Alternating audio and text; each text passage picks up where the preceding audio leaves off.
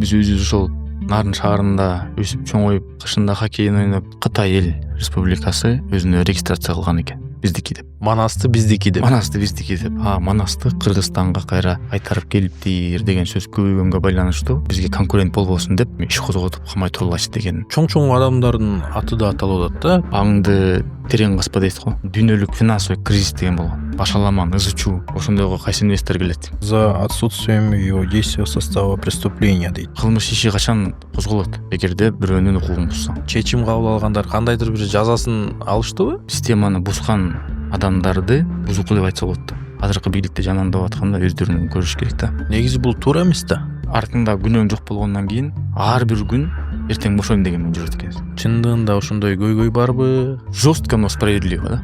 Эмнеге сизге добушун бериш керек? Эгерде өзүңдүн корооңдун ичинде социалдык маселелер бар чечилген болсо, сары жакка чыкпайсыз. Мен ошондой депутат боломун депчи. Жолу машина барбаган жерде жашашат. Арында бир жолу чөп чабасың.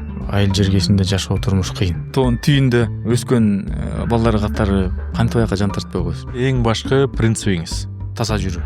Күнүгө сактап турчу нерсе үмүт.